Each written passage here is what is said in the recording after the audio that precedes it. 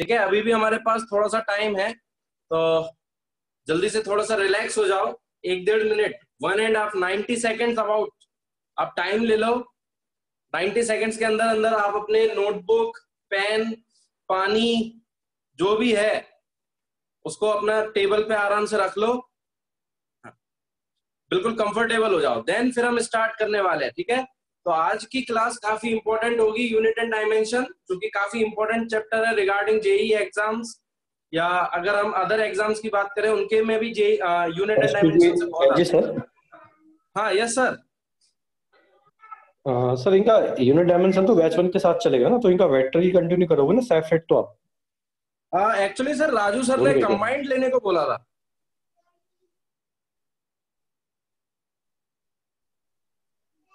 Hello. हाँ प्रेम sir. जी बोलिए। हाँ एक्चुअल में जो शायद मेरे पास जो आवाज आ रही है, टाइम बोलिए आया बोलिए। था हाँ उसमें हाँ। शायद कंबाइंड लिखा हुआ था। नहीं कंबाइंड नहीं, इनका सेफेट ही चलिए कोई दिक्कत नहीं है, तो फिर वेक्टर कर लेंगे, कोई दिक्कत नहीं। है। सेफेट है। जी जी। ठीक, चलो तो बच्चों फिर आज साथ में नहीं है क्लास तुम्हारी, तो जैसा कि हमने डिसाइड किया था कि यूनिट एंड डायमेंशन हम दोनों बैचों में एक साथ पढ़ेंगे, तो चूंकि आज तुम्हारा सेपरेट है तो बहुत ही अच्छी बात है ये, तो मैं आज वेक्टर पढ़ने का मौका मिलेगा। तो जैसा कि बताया था कि 6 दिन क्लासेस लगेंगी, और जब अलग क्लास लगेगी तो वेक्टर होगा, और जब कंबाइंड क्लास होंगी तो यूनिट एंड डायमेंशन।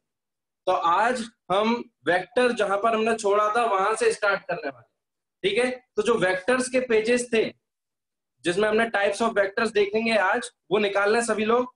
टाइम दे रहा हूं मैं आपको 1 मिनट का, आप 1 मिनट के अंदर सारी चीजें अपनी टेबल पर रख लें फिजिक्स के रिगार्डिंग।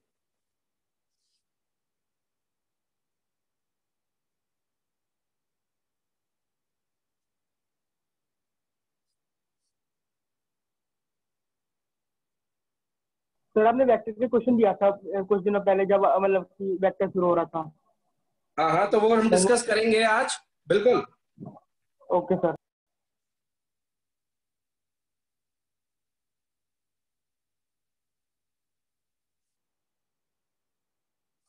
तो जैसे अगर हम होमवर्क की बात करें तो चलो, तो ये तो ठीक है कि आज हम वेक्टर्स पढ़ रहे हैं, और वेक्टर्स में हमने क्या क्या देख लिया था, हमने डेफिनेशन देख ली थी प्लस रिप्रेजेंटेशन देख लिया था। ये दोनों चीजें हमारी डन हो गई, डेफिनेशन प्लस रिप्रेजेंटेशन। डेफिनेशन क्या थी भाई, दोनों चीजें जरूरी है, मैग्नीट्यूड भी और डायरेक्शन भी। और रिप्रेजेंटेशन दो तरीके का था, एक था सिंबॉलिक रिप्रेजेंटेशन और एक था पिक्टोरियल।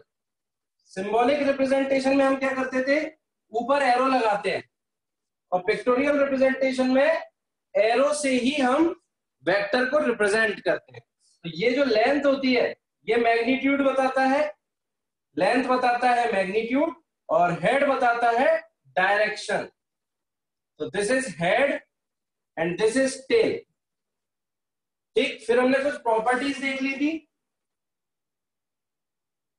और सबसे इंपॉर्टेंट प्रॉपर्टी थी शिफ्टिंग वाली। शिफ्टिंग प्रॉपर्टी जो थी उसमें ये था कि हम किसी भी वेक्टर को शिफ्ट कर सकते हैं without changing its direction and the magnitude.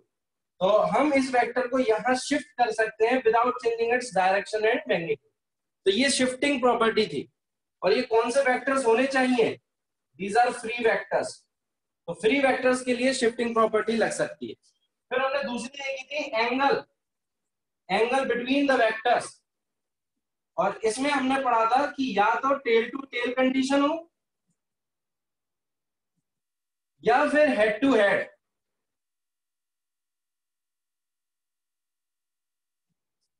तभी हम इन दोनों के बीच का एंगल डिफाइन कर पाएंगे। तो ये चीजें हमने देख ली थी, और अब इसके बेसिस पर हम कुछ क्वेश्चंस कर रहे थे। आज हम क्वेश्चंस देखते हैं जरा, क्या होमवर्क में दिया था मैंने। तो जो पहला क्वेश्चन होमवर्क में था, आई थिंक ये था, एक राइट एंगल ट्रायंगल जिसमें ये ए था, ये this is B and this is C. And हमें दे दिया गया था कि भाई mod A equal to mod B था। तो चलो ओम जरा माइक ऑन करो। Yes sir. ओम क्वेश्चन यही था? No sir. क्या था क्वेश्चन? सर वो था सर हाइपोटेनियस। हाइपोटेनियस क्या था? हाइपोटेनियस था। अच्छा ए हाइपोटेनियस था। Sir B. और यहाँ बी और यहाँ सी। तब बी हाइपोटेनियस था, बी हाइपोटेनियस था, ए बेस था। ओके ओके, देन दिया ए गया base equal to mod C. Sir A base है। का ए बेस था। ठीक, और वेक्टर्स दिए गए थे कुछ इस तरीके। ठीक है, एंगल्स पूछे गए थे। Find the angle between A vector and B vector, B vector and C vector, या angle between C vector and A vector. बहुत ही सिंपल क्वेश्चन था। ये 90 डिग्री है, तो जरा देखो ध्यान से। अगर ये दोनों साइड्स बराबर है तो ये 90 डिग्री है, तो opposite sides have the opposite angles. तो भाई 90 plus 2 theta that should be equal to 180। तो थीटा कितना आ गया यहाँ से? 45 डिग्री। तो ये हो गया 45 और ये भी हो गया 45। और अब मैं इस वेक्टर और इस वेक्टर के बीच का एंगल निकालना चाहता हूं, यानी बी वेक्टर और ए वेक्टर। तो मुझे पहले कौन सी कंडीशन बनानी होगी? Tail to tail. तो यहां पर मैंने ए वेक्टर को शिफ्ट कर दिया, तो अब मैं जो एंगल देखूंगा वो ये वाला देखूंगा। ये एंगल कितना हो जाएगा? 135, बिल्कुल। और बी वेक्टर और सी वेक्टर को देखूंगा तो सी वेक्टर कुछ ऐसा है, तो मुझे इस बी वेक्टर को इधर शिफ्ट करना होगा, तब मैं ये वाला एंगल देखूंगा। तो ये आएगा कितना? 135। और इसी तरीके से सी वेक्टर को शिफ्ट कर दूंगा तो मुझे ए वेक्टर और सी वेक्टर के बीच में एंगल दिखेगा कितना? 90। तो ये हो गया 135, ये 135 और दिस इज 90। बिल्कुल सही है विपुल, ओम, वेरी गुड। किसी को अगर कोई दिक्कत है, किसी का कुछ गलत हुआ है तो वो पूछ सकता है। तो मैं यहां रुकूंगा 5 सेकेंड्स। बिल्कुल सही है सुप्री, वेरी गुड। चलो आगे बढ़ते हैं। तो this was the homework question. तो आई होप कि एंगल निकालना आ गया है, कंडीशंस का ध्यान रखोगे, गलती नहीं करोगे। Very good Ayush. और आज हम बात करेंगे, that is a new topic, types of vectors. Types of vectors. और इसमें सबसे पहले हम देखेंगे unit vector. First one, types of vector में सबसे पहले हम देखेंगे यूनिट वेक्टर। और यूनिट वेक्टर को सिंबलाइज किया जाता है इस तरीके से। तो जरा देखो यूनिट वेक्टर क्या है। Unit vector is a vector which is used to represent the direction along a vector,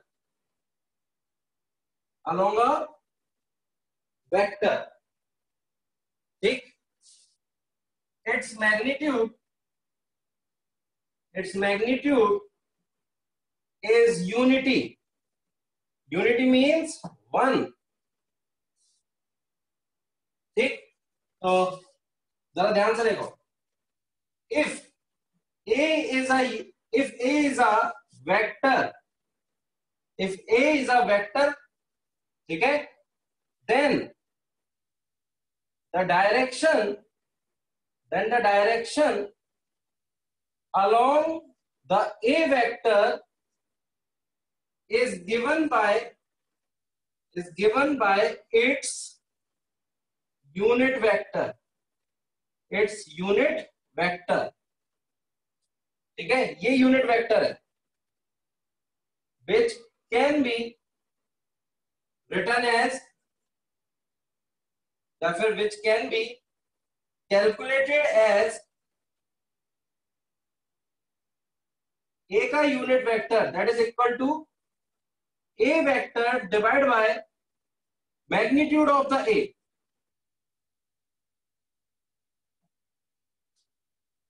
A vector ये क्या है? This is the unit vector of A, और ये कैसे दिया गया है? A vector divide by magnitude. So the vector divide by its magnitude, तब हमें क्या मिलता है? हमें मिलता है यूनिट वेक्टर। तो ये हो गया इसका फॉर्मूला। तो रिप्रेजेंटेशन अच्छे से देख लेना, इसको बोलते हैं कैप, और ये चीज क्या है? This is arrow. तो ये कैप है, ये एरो है, दोनों में अंतर है। यूनिट वेक्टर में कैप लगती है, टोपी, और उसमें तीर लगता है, एरो। चलो तो ये नोट डाउन करो जरा डेफिनेशन यूनिट वेक्टर की।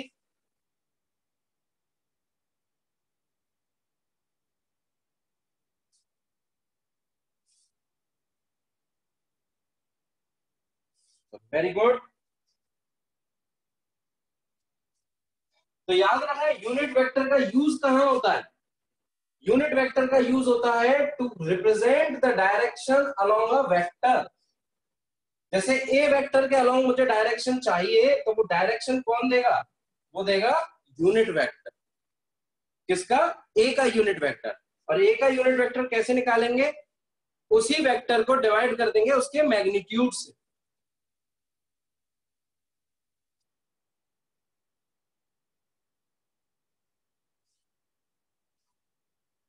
ठीक है, अब जरा देखो ध्यान से, आगे बढ़ते हैं। तो सिग्निफिकेंस क्या है भाई? Significance of unit vector. क्या सिग्निफिकेंस है यूनिट वेक्टर का? It gives the direction along a vector. ठीक है, it gives the direction along a vector.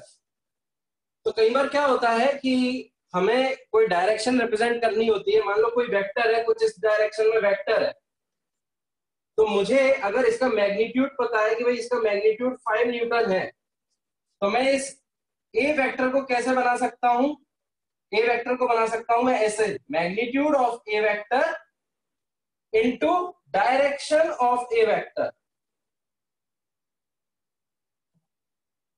ठीक, सो मैग्नीट्यूड कैसे रिप्रेजेंट करते हैं? मॉड ए से। तो ये मॉड ए बन गया, और इनटू डायरेक्शन। तो डायरेक्शन ऑफ ए वेक्टर हम कैसे दे रहे हैं? ए यूनिट वेक्टर से। तो बन गया हमारा ए वेक्टर। तो अगर मैं ए कैप देख रहा हूं, तो A cap that is equal to A vector divide by mod A. तो ये आ गया मेरे पास ए कैप। ए कैप है क्या? ए कैप है डायरेक्शन अलोंग ए वेक्टर। लिख लो जल्दी से। तो ये तो कोई भी वेक्टर अगर है, फॉर एनी वेक्टर, ये चीज तो फॉलो करेगा ही करेगा। और यहां से हम यूनिट वेक्टर की डेफिनेशन निकाल सकते।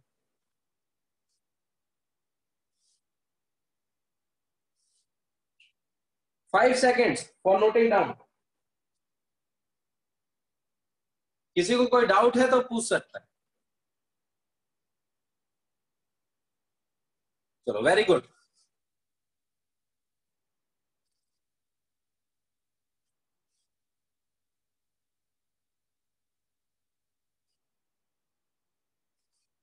अब जरा देखेंगे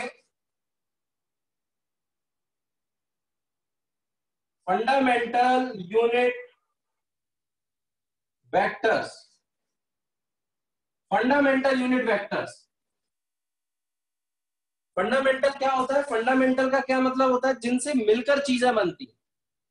तो फंडामेंटल यूनिट वेक्टर्स हम देखेंगे तो हम ये जानते हैं कि इन 3D डायमेंशनल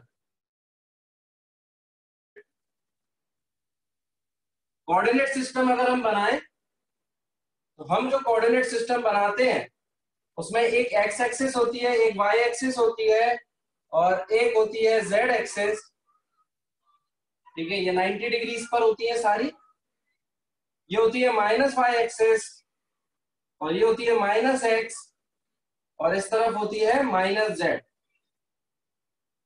ये होता है ओरिजिन।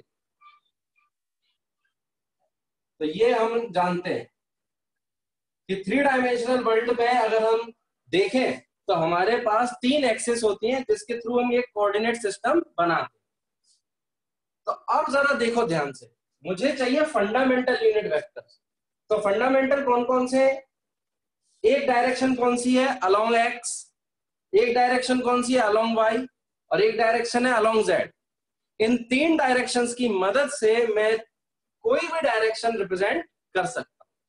समझ रहे हो? जैसे अगर मुझे कोई भी पॉइंट पर पहुंचना है तो मैं एक्स के अलोंग चलकर या वाई के अलोंग चलकर एंड देन जेड के अलोंग चलकर उस कोऑर्डिनेट तक पहुंच सकता हूं। इसका मतलब ये हुआ कि फंडामेंटल यूनिट वेक्टर्स की अगर हम बात करें तो कौन कौन से होंगे? एक्स, वाई और जेड के अलोंग। ठीक है, तो एक्स के अलोंग जो लेते हैं उसको हम बोलते हैं आई कैप। आई कैप। वाई के अलोंग जो लेते हैं दैट इज जे कैप। और जेड के अलोंग लेते हैं तो के कैप। माइनस जेड के अलोंग क्या हो जाएगा? माइनस के कैप। और यहां हो जाएगा माइनस आई कैप। और माइनस वाई के अलोंग हो जाएगा माइनस जे कैप। तो अगर हम 3 डायमेंशनल वर्ल्ड की बात करें सो 3 फंडामेंटल यूनिट वेक्टर्स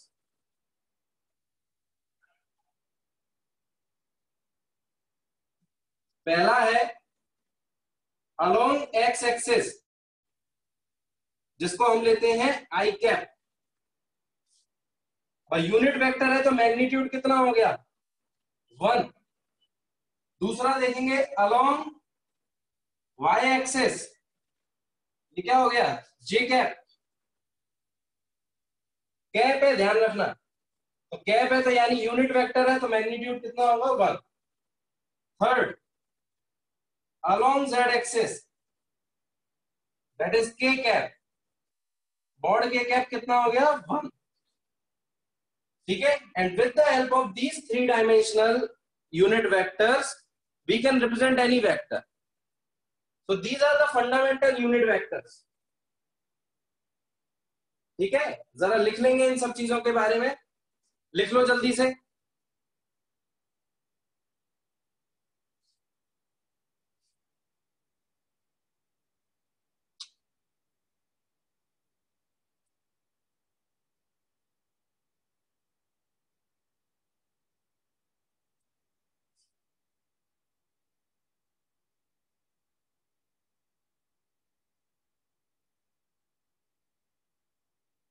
ठीक है, लास्ट 5 सेकेंड्स। मुनमुन ने लिख भी लिया है। सुरभि का भी done. Very good. Pradeep, Om, good speed, very good. Last 5 seconds. कैसे यूज क्या होता है? अभी बताता हूँ। यूज होगा डायरेक्शन बताने में। अभी बताता हूँ एग्जांपल्स के through. Very good.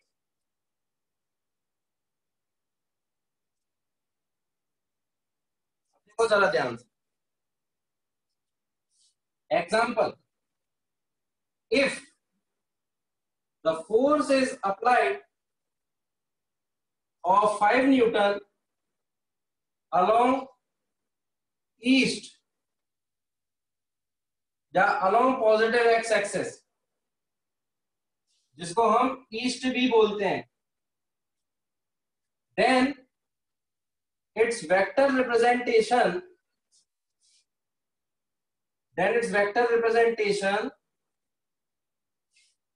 can be given as, चलो जल्दी से बताओ कितना दे सकता हूं मैं कैन बी गिवन एज।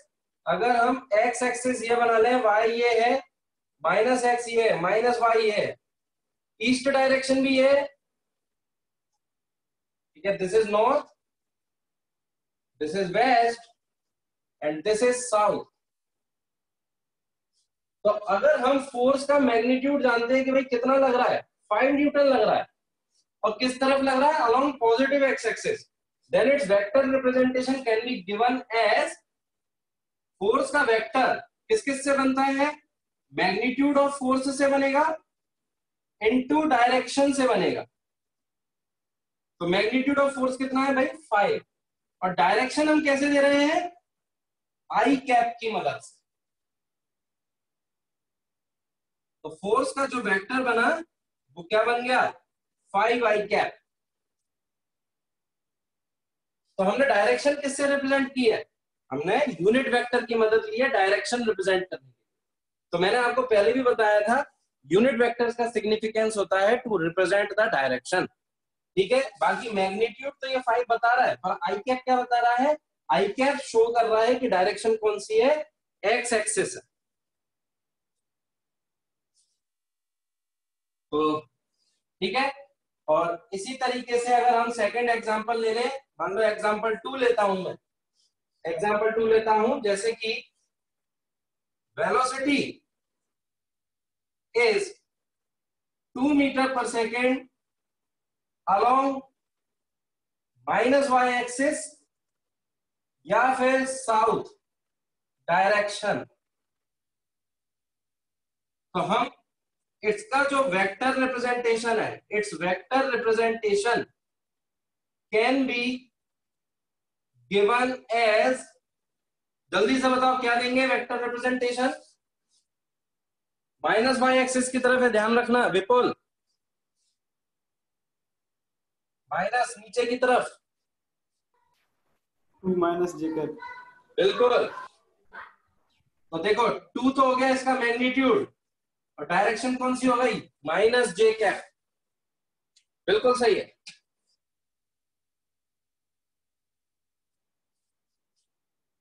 ठीक है, जल्दी से नोट कर लो, नोट डाउन करने के लिए टाइम दे रहा हूं मैं आपको 7 सेकेंड्स। बिल्कुल सही है Munmun, very good.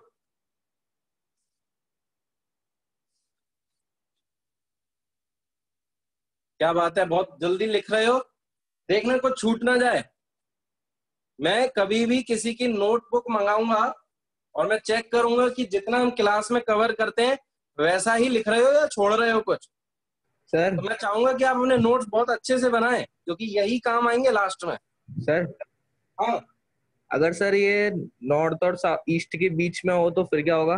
Very good, अभी बता रहा हूं मैं नेक्स्ट एग्जांपल। तो एक्स जो वाला होता है, एक्स एक्सिस होती है, वो उसके बीच में ही होगी हमेशा, साउथ और ईस्ट के की वो चेंज भी कर सकते हैं उसको। हमने ये कोऑर्डिनेट सिस्टम माना है ना हमेशा, तो हम इसी के Yes, sir. अकॉर्डिंग चलेंगे। ठीक है, ये कोऑर्डिनेट सिस्टम डिफाइंड है और इसी के अकॉर्डिंग आपको चलना है। हाँ, आप कोई क्वेश्चन पूछना चाहो पूछो जल्दी से।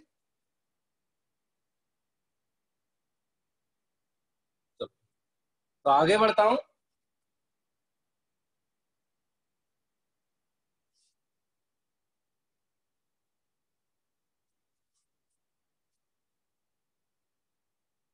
चलो, तो अभी हम जो बात कर रहे थे, हमने अलोंग ईस्ट मान लिया, अलोंग साउथ मान लिया, पर अगर ईस्ट और नॉर्थ के बीच में आ गया तो कैसे लिखेंगे, उसके लिए हमें पढ़ना होगा पहले पोजीशन वेक्टर। तो उस चीज को मैं अभी होल्ड पर डाल रहा हूं, थोड़ी ही देर बाद पोजीशन वेक्टर पढ़ेंगे, उसके बाद हम उनके अलोंग भी डायरेक्शंस निकालने लग जाएंगे। ठीक है, तो अभी थोड़ी देर रुकेंगे हम यहाँ पर, फिर हम क्वेश्चंस करेंगे। तो चलो वेक्टर्स में आगे बढ़ते हैं। सर जेड एक्सिस का यूज नहीं कर देगा इसमें? बिल्कुल करते हैं। तो सर फिर जैसे तो देखो, मैं तुमसे ये पूछता हूं, ये कोऑर्डिनेट सिस्टम था एक्स वाई, जेड कहां आएगा, बाहर की तरफ। ठीक है, ये minus X, this is minus Y, और जेड माइनस जेड कहां आएगा, अंदर की तरफ। तो अब जरा ध्यान से देखो, अगर मैं तुमसे ये पूछता हूं कि ये अगर ईस्ट है, ये अगर नॉर्थ है, ये वेस्ट और ये साउथ, तो मान लो तुम खड़े हो यहां पर बीच में, तो मैं अगर तुमसे पूछूंगा कि वर्टिकली अप बताओ मुझे, वर्टिकली अप, तो तुम किसके अलोंग बोलोगे, अलोंग पॉजिटिव जेड या अलोंग माइनस जेड? बिल्कुल। तो ये डायरेक्शन हो गई वर्टिकली अप और वर्टिकली डाउन ये हो गई -z। तो जैसे अगर हमसे ये बोल दिया if the force is applied vertically down, ठीक है, at the origin of magnitude 10 Newton, so its vector representation will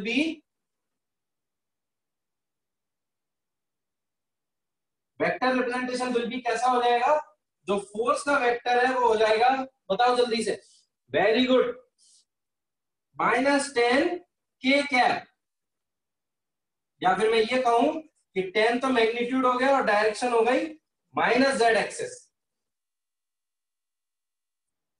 तो इस तरीके से हम z एक्सिस का भी यूज करते हैं, प्लेन के बाहर जाना और प्लेन के अंदर आना।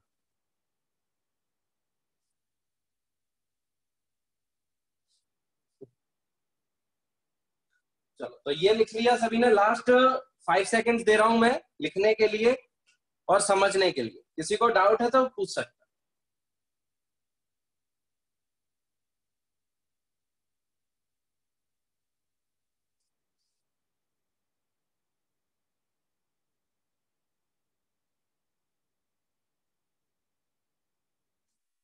आगे बढ़ते हैं और नेक्स्ट जो वेक्टर है, सेकंड वेक्टर, जिसको हम बोलते हैं zero vector.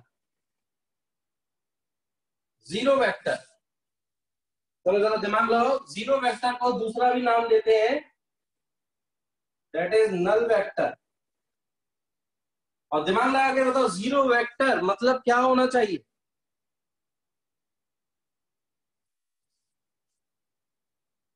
The vector which has magnitude equal to 0, ठीक है, and its direction। चलो जरा कॉमन सेंस का क्वेश्चन है, डायरेक्शन के बारे में बताओगे जरा?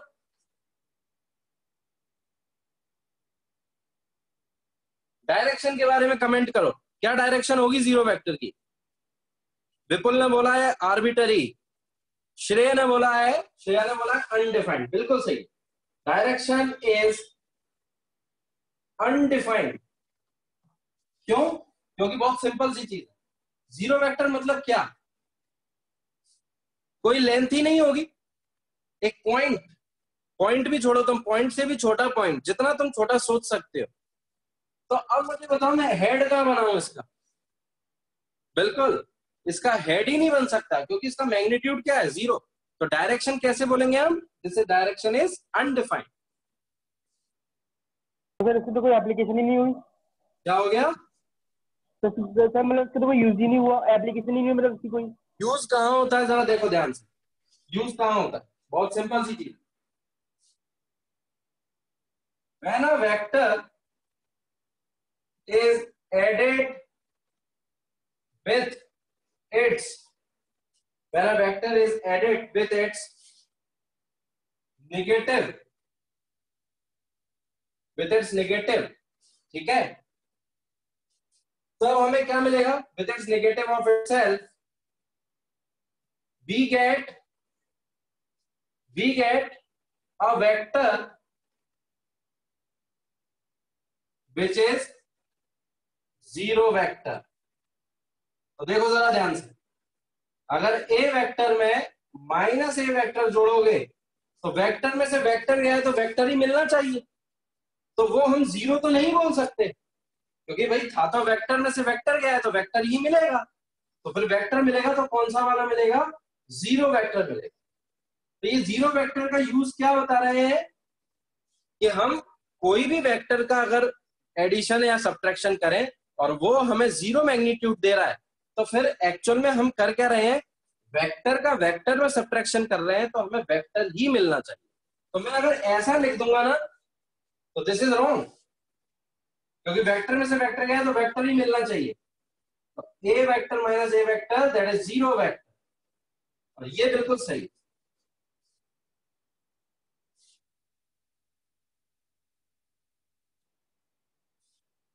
ठीक है, नोट करो जल्दी से इसको।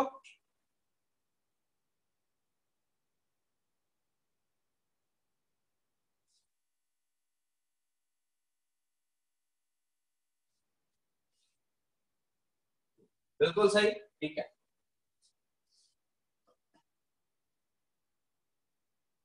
हर्षी, तुम्हें समझ में आ रहा है? तुम्हारे पुराने लेक्चर्स तुमने देख लिए?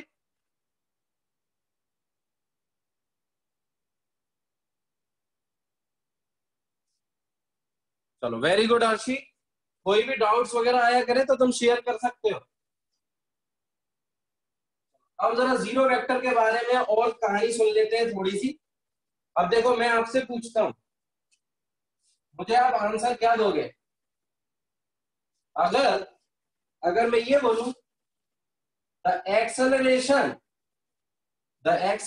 Of a moving body with the acceleration of a moving body with constant velocity is, कौन सा वाला वेक्टर होगा? एक्सेलरेशन कितना होगा moving body with constant velocity का? बिल्कुल, दैट इज अ जीरो। अगर हम जीरो बोल देंगे तो ये गलत हो गया, क्योंकि जीरो कब बोलेंगे? जीरो तब बोलेंगे when we talk about its magnitude, और जीरो वेक्टर बोलेंगे when we talk about its acceleration।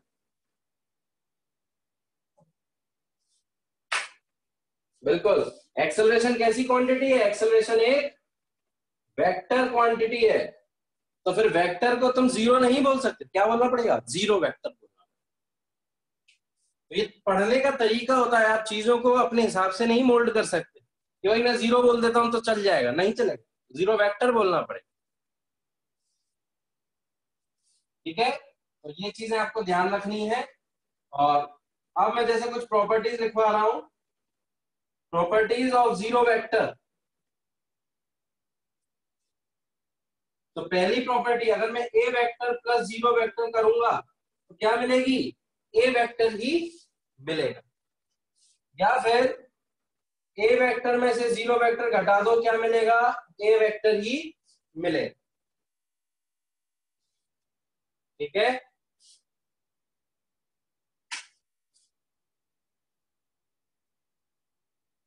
ठीक है। तीसरी property, A vector cross zero vector zero.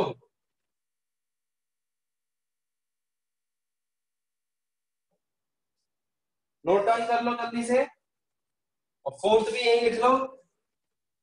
ये जो चीज हमने पढ़ी थी,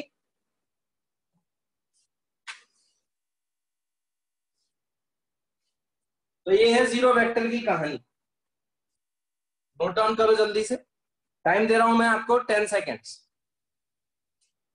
अभी तक किसी को कोई डाउट है तो पूछ सकता है। एक चीज अभी भी बची है, जैसे कि नॉर्थ साउथ के बीच की डायरेक्शन बतानी है, तो वो अभी हम करेंगे पोजीशन वेक्टर के बाद।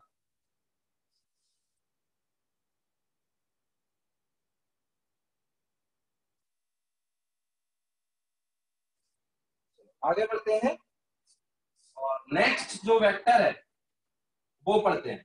वो वेक्टर है कोलिनियर वेक्टर। कोलिनियर वेक्टर,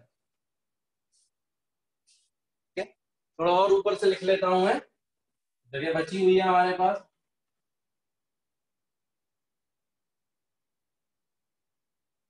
तो कोलिनियर वेक्टर की अगर हम बात करें तो पहले हम देखेंगे इनकी डायरेक्शन, वो डेफिनेशन। तो इनकी जो डेफिनेशन है,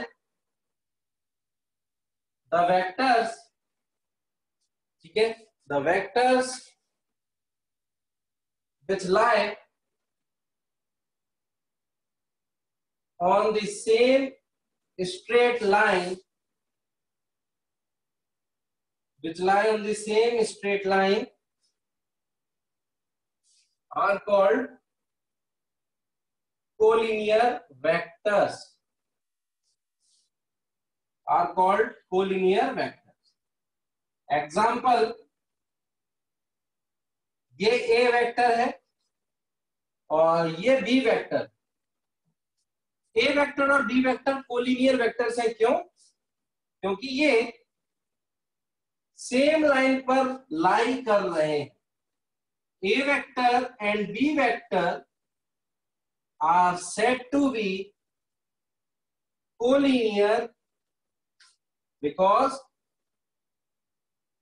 both lying on same straight line, that is x dash.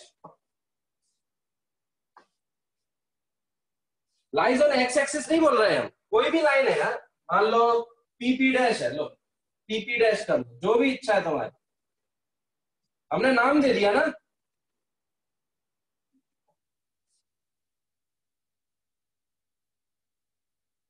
ठीक है. इसी तरीके से अगर हम ये बात करें कि भाई ये सी वेक्टर है, ठीक, और ये डी वेक्टर है, तो ये डी वेक्टर और सी वेक्टर दोनों कैसे हैं? Are collinear vectors.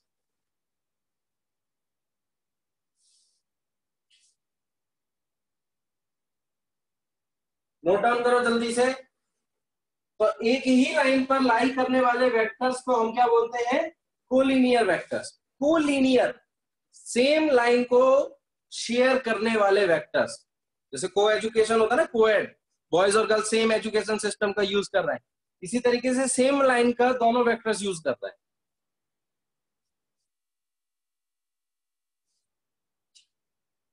ये है कोलिनियर वेक्टर्स. बहुत छोटी छोटी डेफिनेशंस है, ध्यान रखना है बस.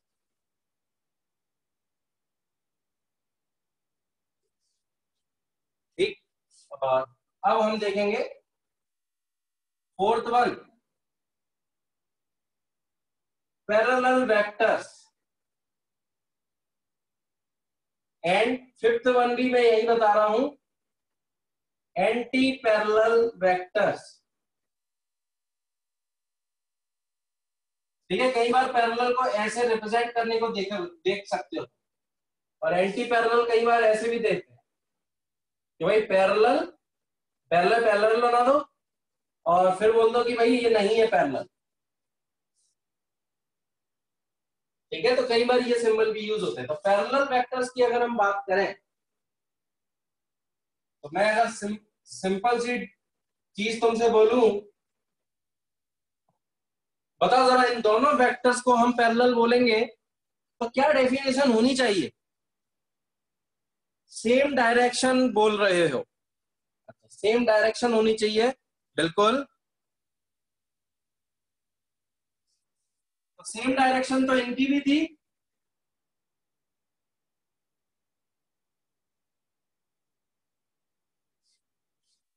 Same distance at every point, बिल्कुल. देखो जरा, बहुत अच्छी बात बोली. इन दोनों के बीच में फिक्स्ड सेपरेशन है. फिक्स्ड सेपरेशन है इन दोनों की, बिल्कुल सही है. हाँ. और डायरेक्शन भले ही सेम है. तो ए वेक्टर भी इस तरफ ही जा रहा है और जो बी वेक्टर है वो भी इसी तरफ बनाया. तो जरा देखो, अगर मैं एंगल की बात करता हूं तो एंगल कितना है इन दोनों के बीच में? Angle between A vector and B vector कितना है एंगल? 0 डिग्री, बिल्कुल 0 डिग्री. तो the vectors which make angle 0 degree with fixed separation are called parallel vectors.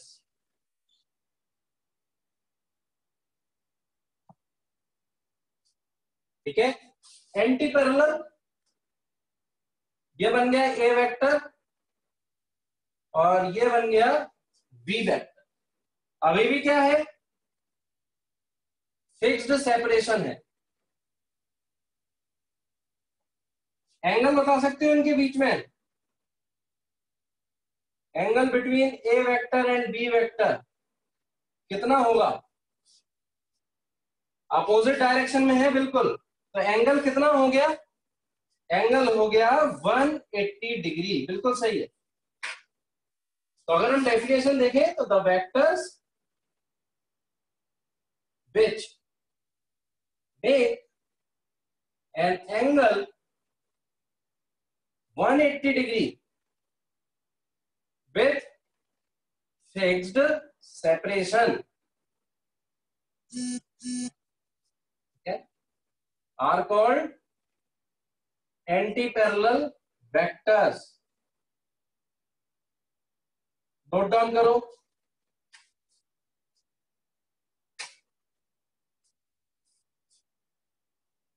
अब आया बिल्कुल सही जवाब आया रौनक का। रौनक ने क्वेश्चन बहुत अच्छा पूछा है, पहले नोट डाउन करें, देन हम क्वेश्चन के बारे में बात करेंगे। वेरी गुड रौनक, इसी तरीके से सोचना है सभी को। रौनक ने एक्चुअल में बात कर ली difference about collinear and parallel vectors.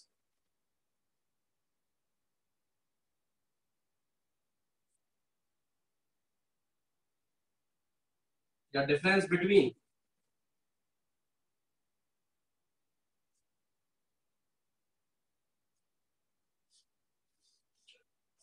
Collinear और पैरेलल वेक्टर्स के बीच का डिफरेंस। तो पहले ये नोट कर लो, देन मुझे बताना कि नोट कर लिया है, देन फिर मैं डिफरेंस बताऊं।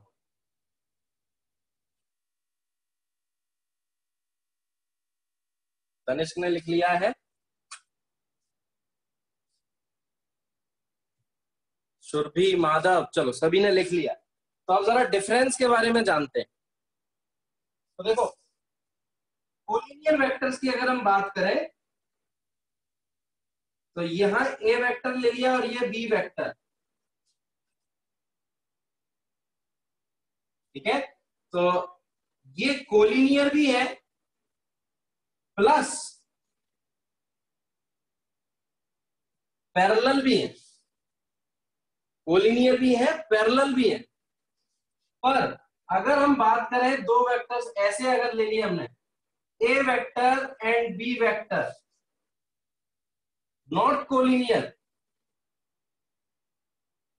बट पैरेलल, इसका मतलब ये हुआ कि collinear vectors can be parallel, पर पैरेलल वेक्टर्स मे और मे नॉट बी कोलिनियर। ठीक है, ये पैरेलल भी है क्योंकि इनके बीच का एंगल कितना है, 0 डिग्री, लेकिन ये साथ में कोलिनियर भी है, लेकिन ये कोलिनियर नहीं है, ये सिर्फ पैरेलल।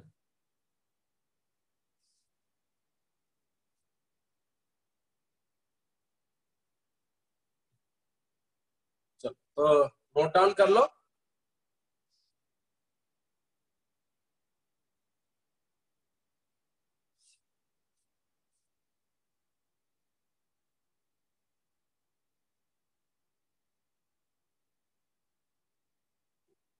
तो चलो बताओ जल्दी से, एंटी पैरेलल, बिल्कुल एंटी पैरेलल भी कोलिनियर हो सकते हैं।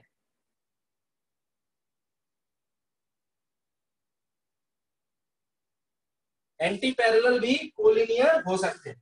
तो this is collinear plus anti parallel.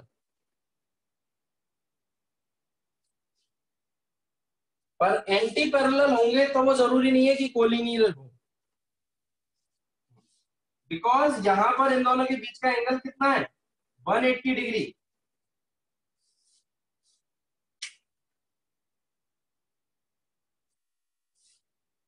ठीक है, तो ये चीज जरूरी है।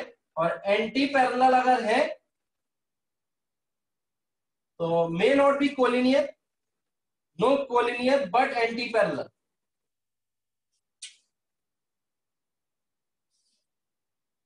हाँ, किसी को कुछ पूछना है? चलो बता रहा हूं मैं इसको।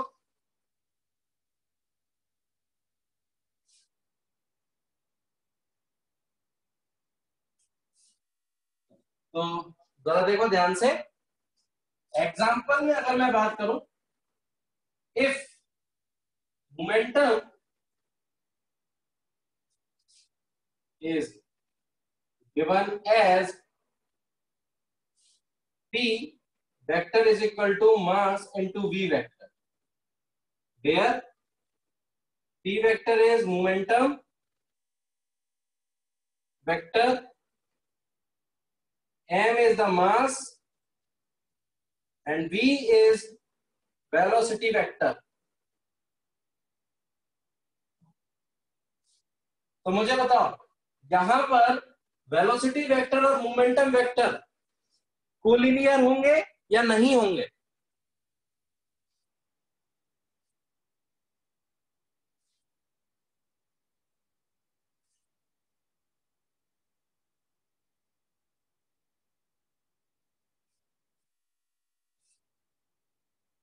देखो जरा ध्यान से, लिख लो यहां पर, here P vector and V vector are collinear and parallel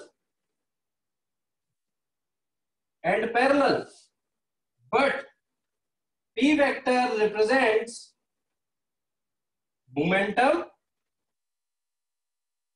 and V vector represent velocity. इसका मतलब है जो कंक्लूजन मैं यहां निकाल रहा हूं, वो कंक्लूजन ये है कि टू कोलिनियर वेक्टर्स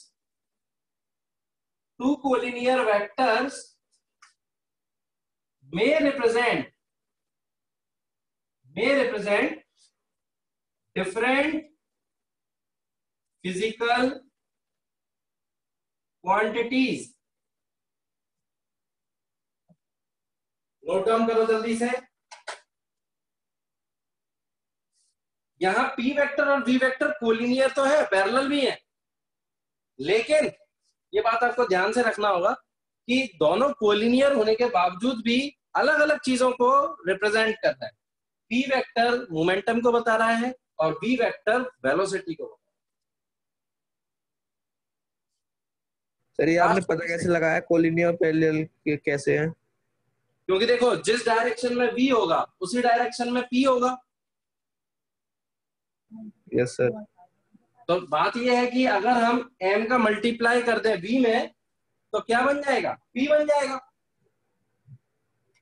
ठीक है, जैसे कि अगर वेलोसिटी वेक्टर है तो इसमें अगर मैं मास का मल्टीप्लाई कर दूंगा तो क्या बन जाएगा? P vector.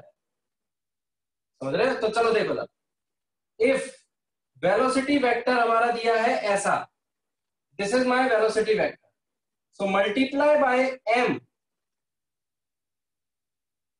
मल्टीप्लाई अगर हम M के साथ कर दें तो एरो की लेंथ बढ़ जाएगी क्योंकि मैग्नीट्यूड बढ़ जाएगा। तो ये मैग्नीट्यूड हो गया MV वेक्टर का, और ये किसके बराबर है? P vector. तो अगर मैं इन दोनों को रिप्रेजेंट करूं एक ही स्पेस में, तो V वेक्टर अगर यहां है तो P वेक्टर भी कहां होगा? इसी के जस्ट ऊपर। This will be the P vector.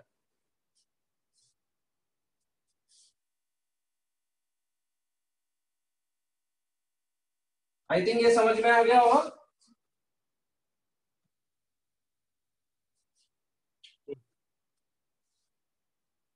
Very good. चाहो तो ये चीज भी लिख सकते हो, सिंपल सी चीज है, ठीक है, एग्जाम्पल के तौर।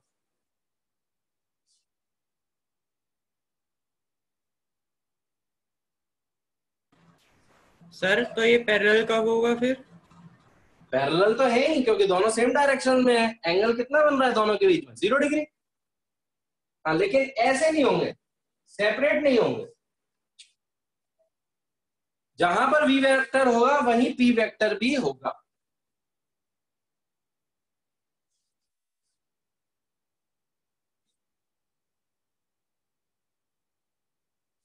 आगे बढ़ते हैं।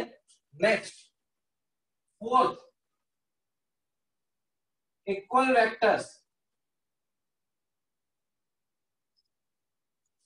इक्वल वेक्टर्स बता सकते हो जल्दी से? थोड़ा मेंटल एबिलिटी का क्वेश्चन है कि अगर किसी वेक्टर का नाम इक्वल वेक्टर दिया है तो क्या मतलब हो सकता है, क्या डेफिनेशन हो सकती है? The vectors are said to be equal, are said to be equal vectors when their magnitude as well as their direction are same। जब तक के दोनों के मैग्नीट्यूड और दोनों के डायरेक्शन सेम है वो दोनों क्या कहलाएंगे? Equal vector. तो दो वेक्टर्स, हाँ, सेम मैग्नीट्यूड और सेम डायरेक्शन वाले दो वेक्टर्स को आपस में हम क्या बोलेंगे? They are equal vectors.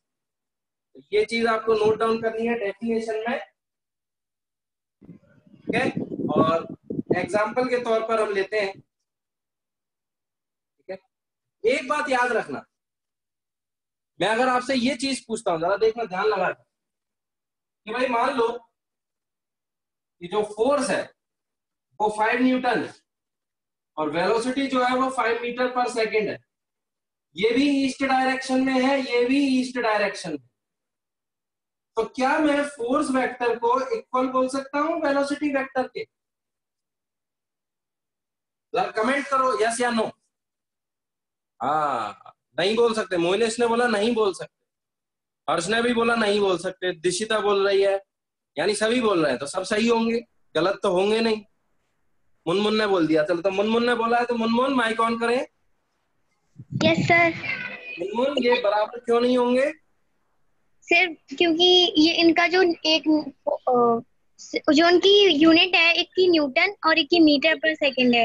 Very good. अभी अभी हमने पढ़ा था यूनिट एंड डायमेंशन, उसमें आरएचएस और एलएचएस वाली जो क्वांटिटीज होनी चाहिए वो सेम यूनिट्स वाली होनी चाहिए, यानी सेम फिजिकल क्वांटिटीज की होनी चाहिए। तो जरा ध्यान से देखो, मैं यहां नोट करके लिख रहा हूं, नोट डाउन ये करेंगे हम कि both the vectors should represent the same physical quantity,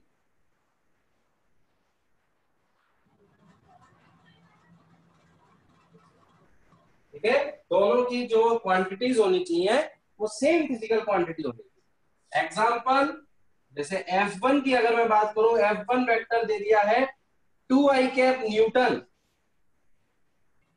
और F2 वेक्टर भी दे दिया है 2i कैप न्यूटन, तो मैं F1 वेक्टर को F2 के वेक्टर के इक्वल लिख सकता हूं। लेकिन अगर मेरा F1 वेक्टर दे दिया है 2i कैप न्यूटन और वेलोसिटी वेक्टर दे दिया है 2i कैप मीटर पर second, so F1 vector is not equal to V1 vector. Note down करो जल्दी से।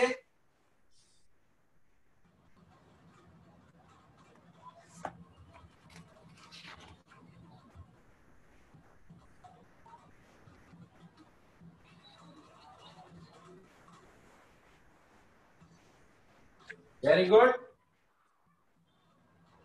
तो एक चीज बताओ मुझे, the angle between two equal vectors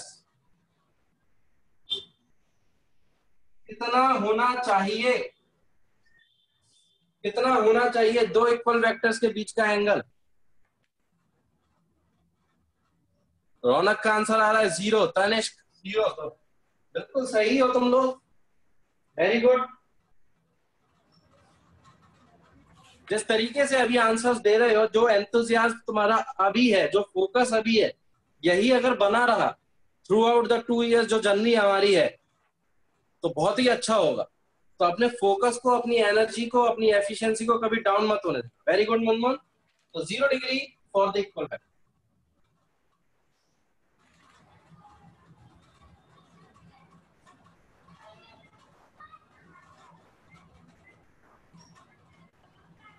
अब हम बात करेंगे फिफ्थ वन,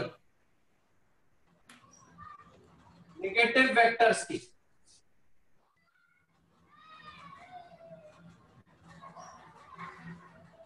नेगेटिव वेक्टर्स बता सकते हो क्या होगा? नेगेटिव वेक्टर का मतलब क्या डेफिनेशन हो सकती है इसकी?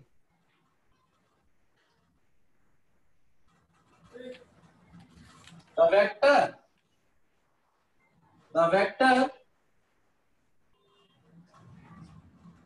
या फिर मैं ये कहूं कि the negative vector is a vector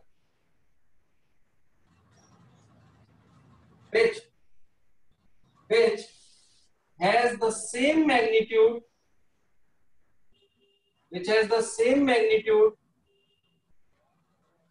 the negative vector which has the same magnitude but of a given vector but represents opposite in direction.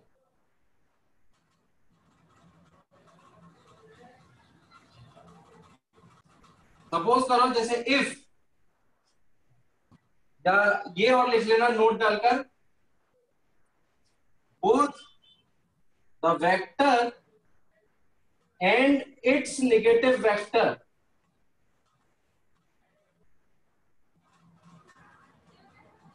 should represent the same physical quantity.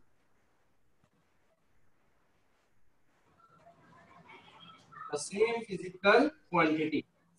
Example की बात करें अगर, तो जैसे force है F1 और F1 मैंने बोल दिया 5 न्यूटन आई कैप, सो F2 vector, if the F2 vector, और ये इसको मैंने बोला 5 आई कैप न्यूटन,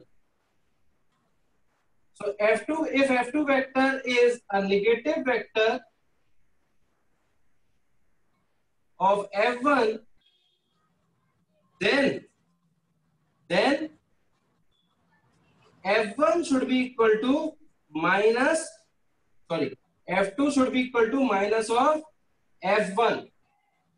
यहां से क्या आ जाएगा? Minus 5 I cap Newton.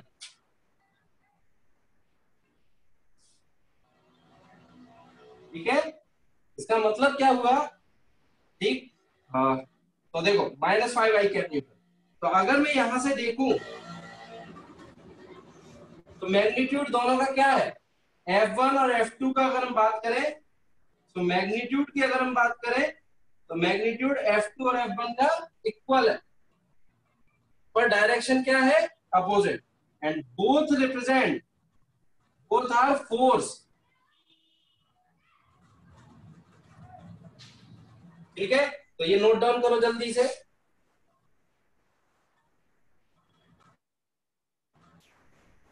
तो सर यहाँ पे -5 होना चाहिए, माइनस आई कैप माइनस का होना चाहिए। देखो तुम इस चीज को क्या लिख सकते हो, इस चीज को ऐसा भी लिख सकते हो, मैग्नीट्यूड तो ऑलवेज पॉजिटिव रहने वाला है, ये माइनस साइन क्या शो करेगा? डायरेक्शन। तो तुम इसको ऐसा भी लिख सकते हो, 5 और माइनस आई कैप।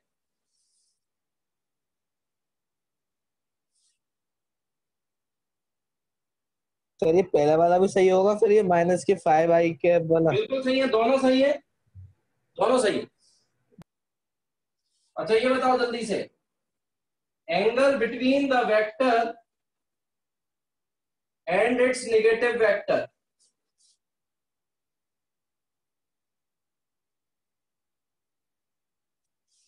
कितना होगा? भानु का आंसर आया है महेश, माधव, तनिष्क, DS परमार, सभी का आंसर आया है 180 डिग्री। तो गलत तो होंगे नहीं। Very good.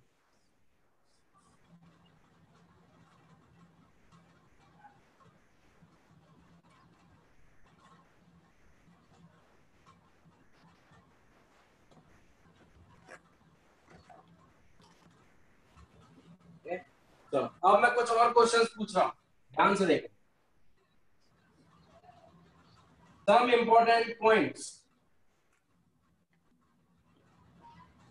सम इंपॉर्टेंट पॉइंट्स दिमाग लगाना था। ठीक है, पहला पॉइंट है all equal vectors are, चलो डैश बताना, ये मैंने डैश लिखा है यहाँ पर, all equal vectors are dash but all dash vectors are not equal। बताओ ये डैश में क्या आना चाहिए? मोइनेश का आंसर आया है पैरेलल, माधव का आ गया पैरेलल, वेरी गुड, बिल्कुल यहां आएगा पैरेलल। सारे इक्वल वेक्टर्स पैरेलल तो होंगे बट सारे पैरेलल वेक्टर्स इक्वल नहीं होंगे। जैसे कि अगर हम इक्वल वेक्टर्स ले लें तो ये भी 5 न्यूटन आई कैप है, ये भी 5 न्यूटन आई कैप है, तो F1 और F2 वेक्टर हमारे इक्वल है। लेकिन पैरेलल वेक्टर्स की अगर हम बात करें तो F1 यहाँ पर अगर 5 न्यूटन आई कैप है, F2 यहाँ पर मैं 2 न्यूटन आई कैप ही लिखूंगा। ठीक है, न्यूटन बाद में आएगा, आई कैप पहले। तो ये नॉट इक्वल है, पैरेलल बट नॉट इक्वल। लेकिन अगर इक्वल है सो पैरेलल ऑल्सो।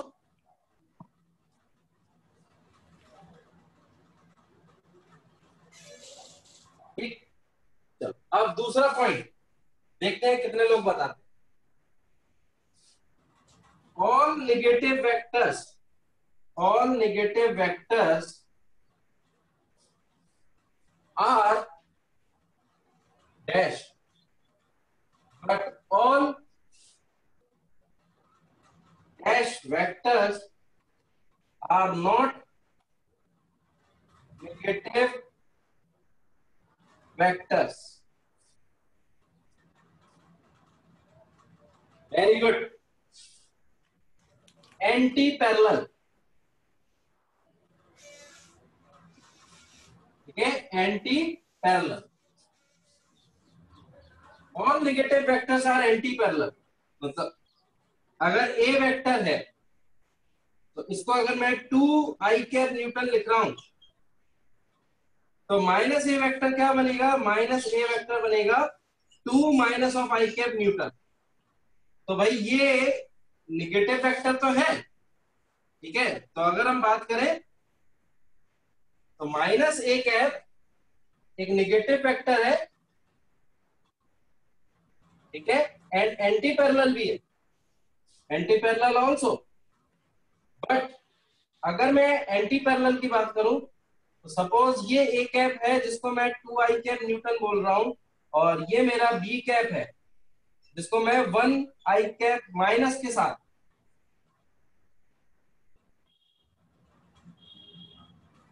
साथ, आई कैप इंटू न्यूटन। तो ये क्या है? Only anti parallel, not negative. Negative के लिए क्या होना जरूरी है? मैग्नीट्यूड होना जरूरी, मैग्नीट्यूड सेम होना चाहिए। डायरेक्शन तो अपोजिट होनी चाहिए, मैग्नीट्यूड भी सेम होना।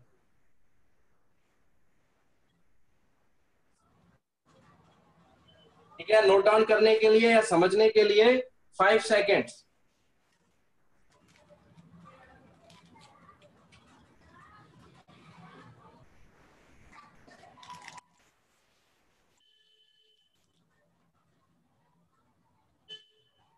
Done, very good.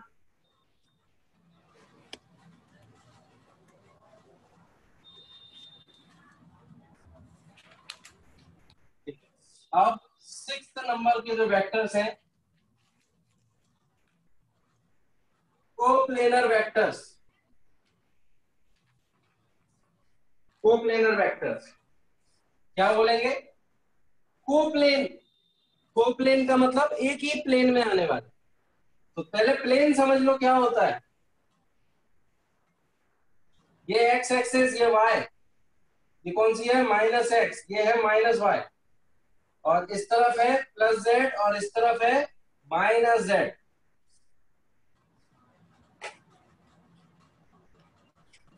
तो अगर हम ये बात करें तो ये कितना है 90 डिग्री।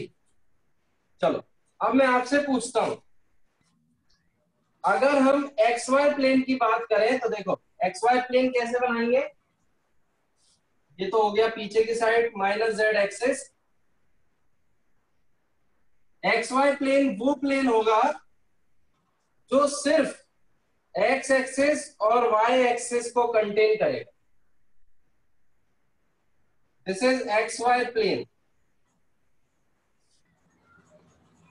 ठीक है।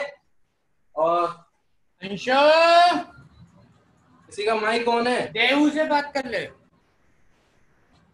और जरा देखो ध्यान से, अगर मैं एक्स वाई अलग से बनाऊं, एक्स जेड, ये मेरा एक्स जेड हो गया, दिस इज माइनस एक्स और ये माइनस जेड। तो एक्स जेड ये तो हो गया X Y plane, minus Y भी होगा इसमें, माइनस एक्स भी होगा। चलो तो ये तो देख लिया हमने, इसको मैं हटा रहा हूं और यहां बना देता हूं जल्दी से। ये एक्स ये वाई, तो ये वाला जो प्लेन है जो एक्स और वाई एक्सिस को कंटेन करेगा, इसको बोलेंगे हम एक्स वाई प्लेन। और इसमें जेड कोऑर्डिनेट कितना होगा? हमेशा 0। ये कौन सा प्लेन है? ये वाला, this is X Z plane. और यहां कौन सा कोऑर्डिनेट 0 होगा? देखो वाई कोऑर्डिनेट है ही नहीं, वाई 0। और इसी तरीके से अगर हम दूसरा प्लेन देखें तो एक बचेगा वाई जेड। तो वाई जेड के किन किन के बीच में बनेगा? वाई जेड, वाई एक्सिस और ये जो जेड एक्सिस दिख रही है, देखो ये तो हो गई एक्स, ये है जेड एक्सिस। ये जो प्लेन है ये वाला,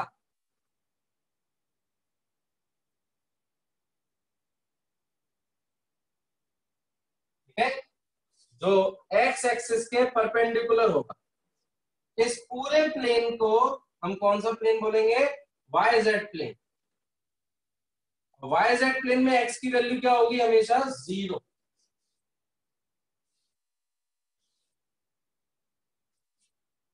अभी हम देखेंगे, थोड़ा सा आगे एकदम से नहीं बढ़ रहे हैं, पहले इन चीजों को बना लो। एक फिगर नहीं, ये फिगर तो रहने ही दो,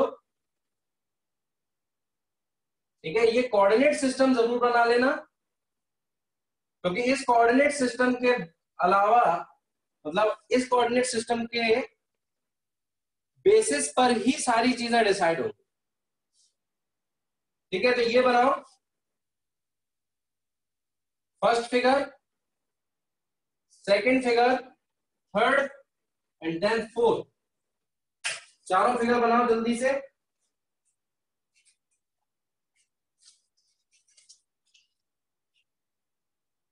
देखो ये वाली जो एक्सेस है एक्स और वाई, इसको कंटेन करने वाला जो प्लेन है, this is X Y plane, this is X Y plane, ठीक है।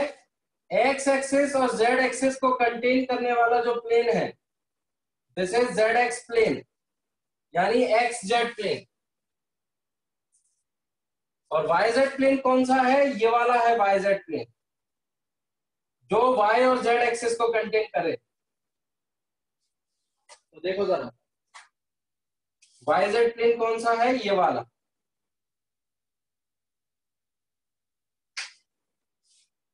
This is Y Z plane.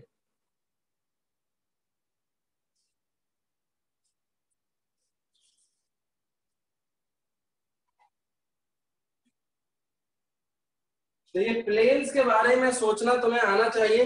किसी को कोई डाउट है तो पूछ सकता है। हर्ष क्लियर है?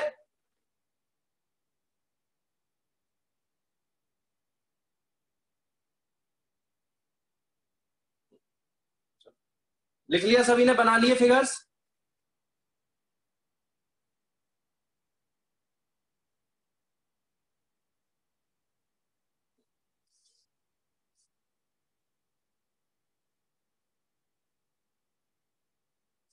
अब हम बात कर रहे थे कोप्लेनर वेक्टर्स की। उनकी जो डेफिनेशन है वो कुछ इस तरीके से, the vectors the vectors lying in the same plane, the vectors lying in the same plane, ठीक है, are called coplanar vectors, are called coplanar vectors. तो ये डेफिनेशन है इसकी. एग्जांपल, सपोज ये हमारी एक्सेस है x y और ये z. तो जो a वेक्टर और ये जो b वेक्टर मैंने बनाए हैं, ये दोनों कौन से प्लेन में है? एक्स वाई प्लेन में. तो हम a वेक्टर और b वेक्टर को क्या बोलेंगे? Are coplanar vectors.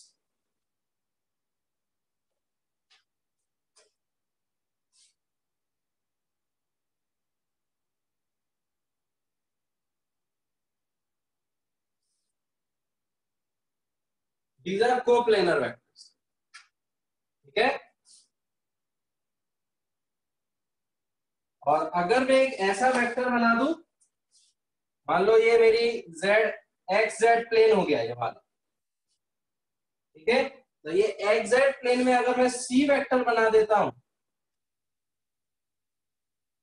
ठीक है, जो कि z एक्सिस के अलोंग होगी, तो a vector and c vector या फिर b vector and c vector are non coplanar, are non coplanar vectors. ये दोनों प्लेन अलग अलग हैं इनकी, इसीलिए इनको बोला गया नॉन कोप्लेनर. और ये सेम प्लेन में है इसलिए इनको बोला कोप्लेनर. ठीक है, क्योंकि इनका प्लेन सेम. नोट डाउन करो, टाइम दे रहा हूं 5 सेकेंड्स.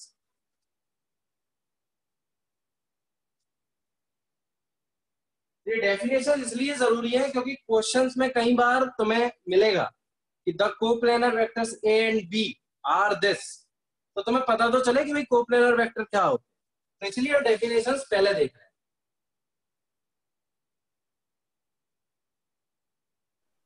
सर YZ प्लेन एक बार वापस एक्सप्लेन कर दीजिए. YZ प्लेन ये वाला, ये y एक्सिस है और ये z एक्सिस, ये x एक्सिस. YZ प्लेन ये वाला है.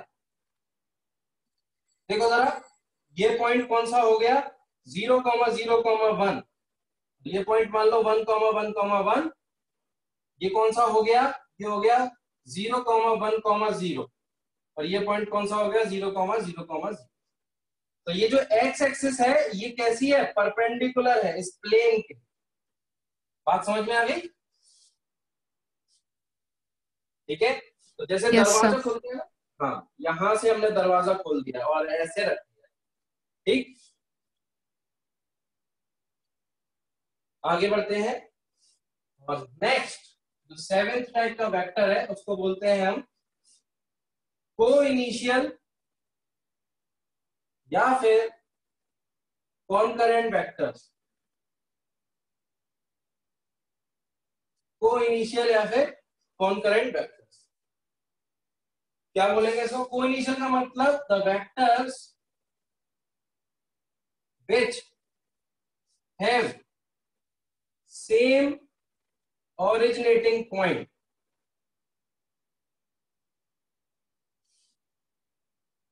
The vectors which have same originating point. Originating point मतलब same starting point.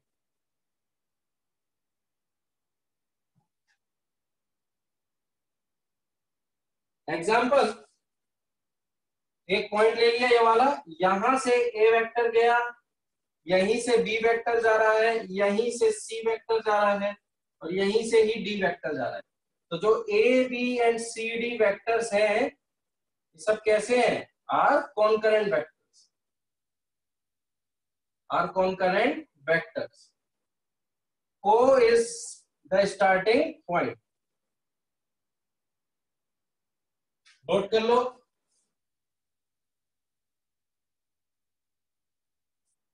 तो सभी की टेल्स यही जुड़ रही. ठीक है, so all tails here.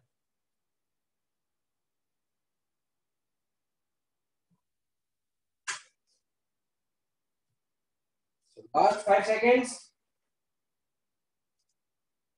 Sir अगर हेड जोड़ रहे हो तब भी सब वो कहलाएंगे कि को करंट वेक्टर। के लिए अलग से नाम रखा गया है,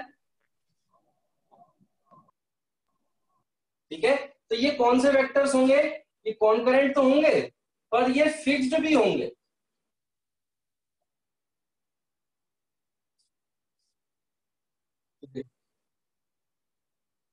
अब नेक्स्ट जो नाम आ सर रहा इनका है, मैग्नीट्यूड चेंज हो सकता है सर? मैग्नीट्यूड चेंज नहीं होगा, वेक्टर्स सेम रहेंगे, मतलब वेक्टर्स का मैग्नीट्यूड चेंज नहीं करना है। अब देखो जरा कोटर्मिनस वेक्टर्स। टर्मिनल क्या होता है? टर्मिनल मतलब होता है एंड, यानी सारे वेक्टर्स का एंड सेम जगह हो जाना। So all vectors having same terminal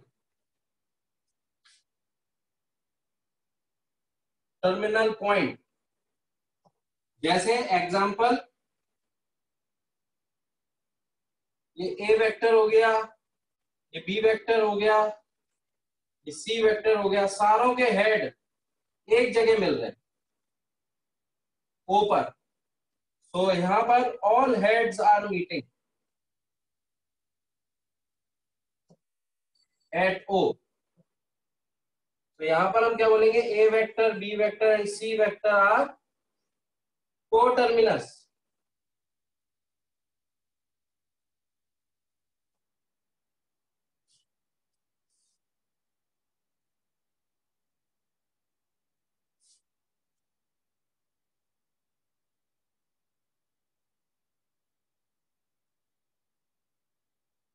चलो हटा रहा हूं मैं इसको।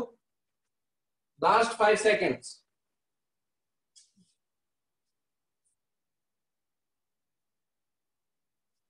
और अब हम देखेंगे 9th वन, जो कि काफी इंपॉर्टेंट है। इसको मैं काफी इंपॉर्टेंट बोलूंगा। पोजीशन वेक्टर, जिसको आर वेक्टर से रिप्रेजेंट करते हैं। पोजीशन वेक्टर, तो डेफिनेशन क्या है इसकी? The vector which is used to represent या और giving the position of any point in 3D space। ठीक, ऐसा वेक्टर जो किसी भी पॉइंट का पोजीशन या लोकेशन बताता है 3D स्पेस में, उस वेक्टर को बोलते हैं पोजीशन वेक्टर। एग्जांपल, ये x एक्सिस, ये y axis and this is z axis, and मेरा एक पॉइंट है P जिसके कोऑर्डिनेट है x, y, z, और ये है ओरिजिन 0, 0, 0। तो ये जो वेक्टर हो गया कौन सा वाला? OP को मिलाने वाला। This is OP vector. This OP vector is position vector of point P,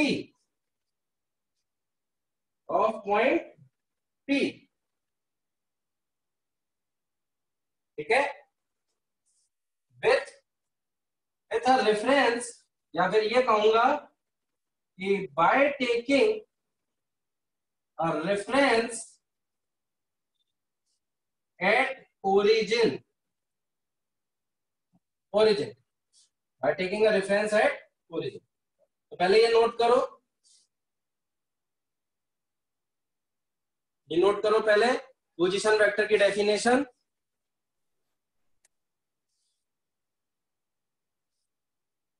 very good Tanish.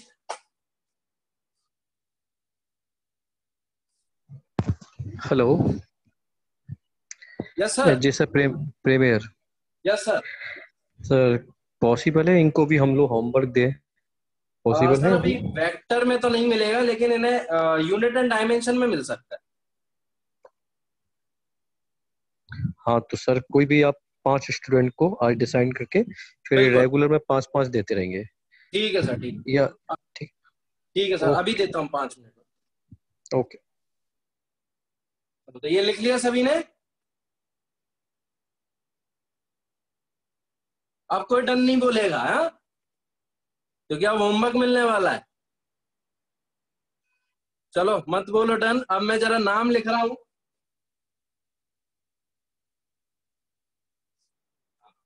विपुल का आया है। चलो देखते हैं जरा कौन कौन के लकी ड्रॉ निकलते हैं आज। तो पहला नाम आ रहा है भानु का, और सेकंड नाम है Kavisha, third Raunak, fourth Shreya, and fifth Surabhi. ठीक है, तो फॉर द फिजिक्स आपको होमवर्क सबमिट करना है। होमवर्क क्या है? डायमेंशनल फॉर्मूले जितने भी आपने ड्राइव किए हैं शीट में, कब तक करना है? 10 PM टुडे। ठीक है, आप मुझे और प्रेम सर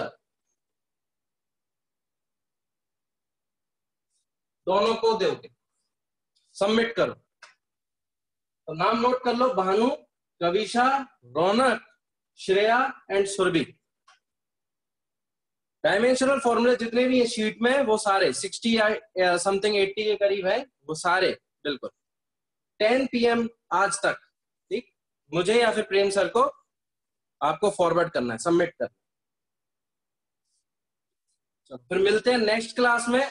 वेक्टर्स को हम पोजीशन वेक्टर तक भी रखेंगे यहाँ पर। नेक्स्ट क्लास अब तुम्हारी कंबाइंड क्लास होगी।